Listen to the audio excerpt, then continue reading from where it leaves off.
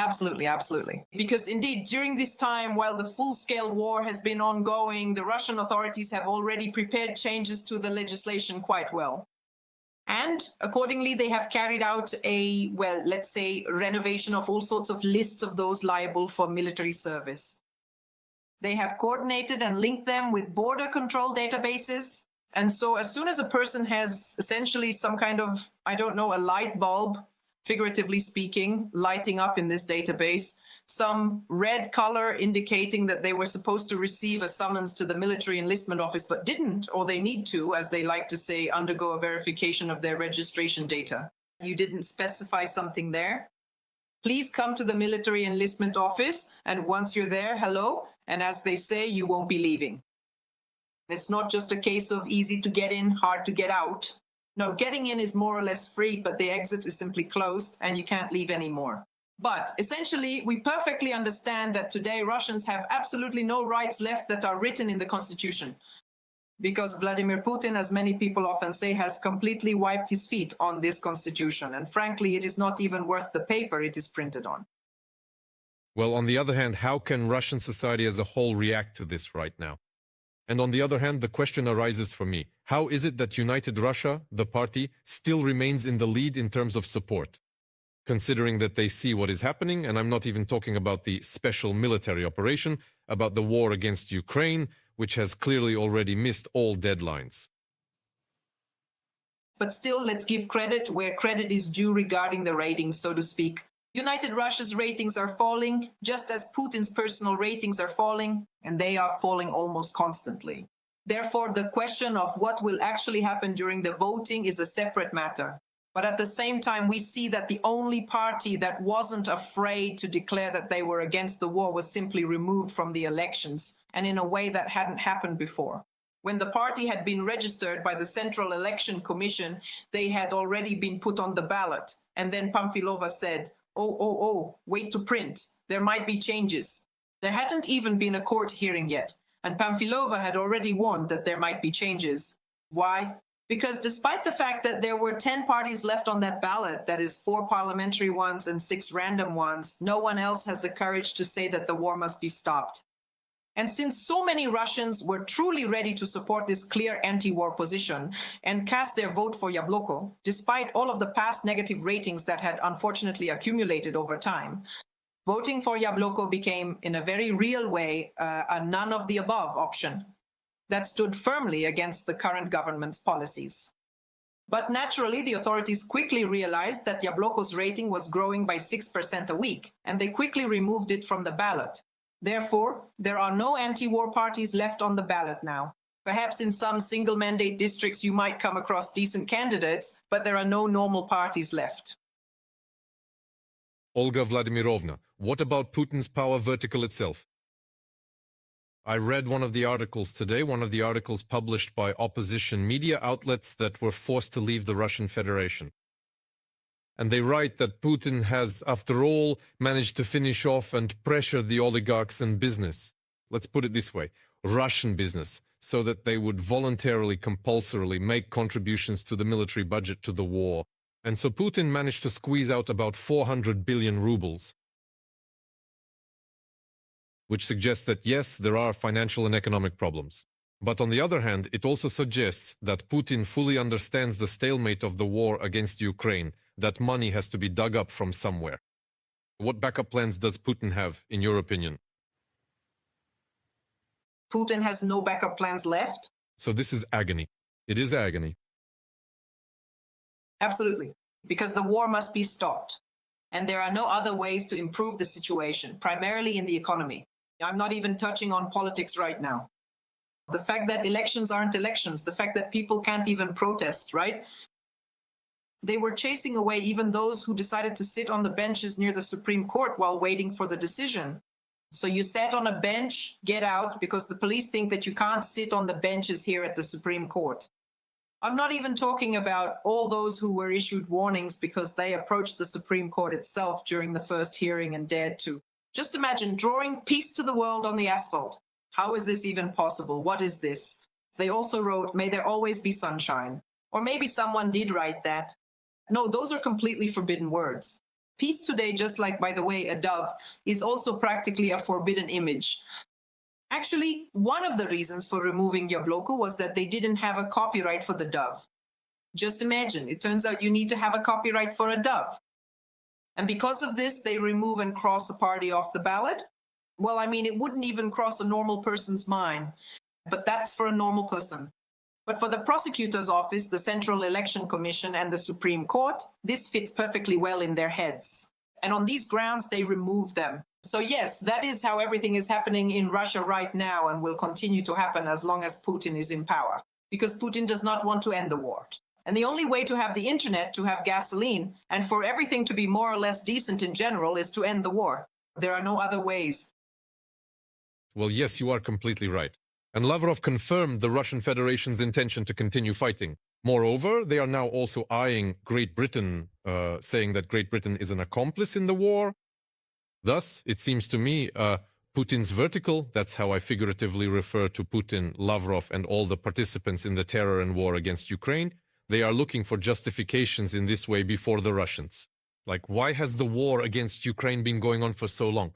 Ukraine is a small country compared to the Russian Federation, a country that would be captured in 3 days, as Russian propaganda used to say. And now they are saying that, in reality, they are not fighting against Ukraine, but are fighting against the NATO alliance. But why then not on NATO territory?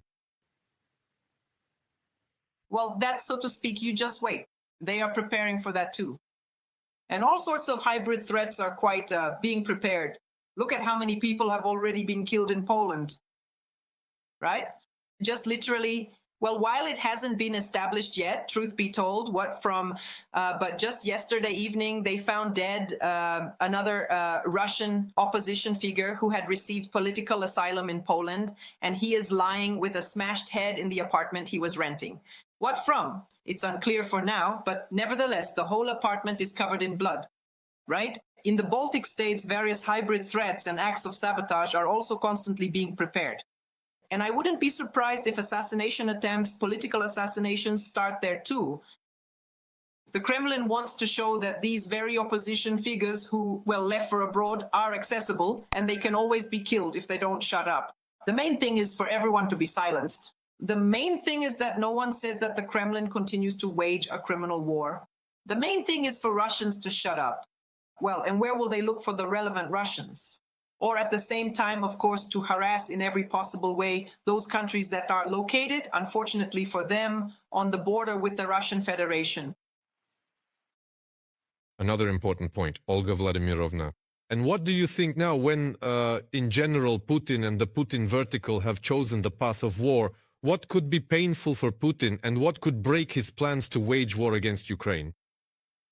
What decision on the part of Ukraine's European partners, on the part of the United States, is possible? Well, it's simple here. We need more missiles, right? So that there are enough of those means with which one can cause Putin pain.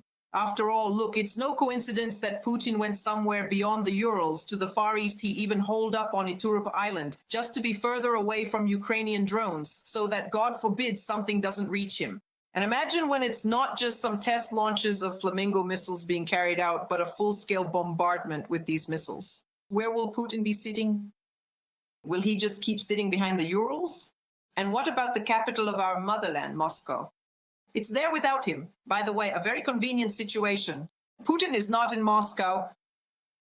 Maybe it's high time to say that it's time to change the president because he has gone slightly crazy and cannot perform his duties. Let's suggest to the Russian political elite that while Putin is not in Moscow, it is actually very convenient to remove him from office. What is the State Duma doing anyway? Some kind of nonsense. They could have quickly removed him from office, and who knows, things might have immediately become easier. First and foremost in the economy, but in politics as well. And also, to what extent could intensifying Ukraine's strikes on Russia be an effective method of pressuring Putin?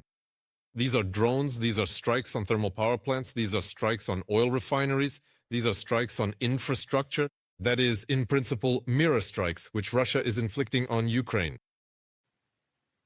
Well, we see that the strikes on oil refineries are causing huge damage. This second wave of the gasoline crisis turned out to be much stronger than the first wave. There is no gasoline in Moscow again. And we understand perfectly well that if there is no gasoline in Moscow, well, let's say there are queues at gas stations, it's available, but it's hard to get. And there are long lines at the gas stations. And if it's hard to get gasoline in Moscow, then what about the rest of Russia? Most likely there isn't any at all. Therefore, these strikes on oil refineries deal a huge blow not only to the infrastructure itself, but also to logistics. Because if there's no gasoline, how will they harvest the crops? And how will they deliver groceries to the stores? That's logistics. And that also requires gasoline. The country is huge. Therefore, of course, the strikes on oil refineries are very, very sensitive. And it would also be very sensitive. And most importantly, I think all of Russia would applaud if a couple of strikes hit Rubliovka. Oh, I think everyone would be happy. They would just gather around the TV and watch the mansions on Rubliovka burn. After all, it's such a beautiful sight. These Putin lackeys have become so unbearable that, of course, one could go there with pitchforks themselves, but they all have security and so on and so forth. But if something were to fly in, a handful of drones somewhere, everyone would definitely rejoice. In the first days of the full-scale war, the Russian Federation struck the TV tower in Kyiv and the TV tower in Kharkiv with missiles. And what about a strike on Ostankino? How could that affect, in general, even the way Skabiva phrases her questions, the phrasing of her dialogues, and in general, the policy of Russian propagandists? After all, well, according to the laws of war, this is a standard mirror response, a bit delayed, but still a mirror response. Absolutely, absolutely. And here we immediately return to the Strugatsky brothers' brilliant novel Prisoned Power, Inhabited Island, where in fact these very towers emitters broadcast those 5-minute hate sessions that were transmitted across the entire country. Well, in Russia today, it's not 5-minute hate sessions, but 24 hours of hate, because the only breaks are for commercials. And all the rest of the time, it's non-stop hate from those very screens. And of course, if these emitter towers were turned off, enlightenment would happen quickly. But still, we also understand that many people watch the internet today too. And actually, that is precisely why the number of people in Russia who are already speaking out against the war is growing, despite all these television screams from Solovyov.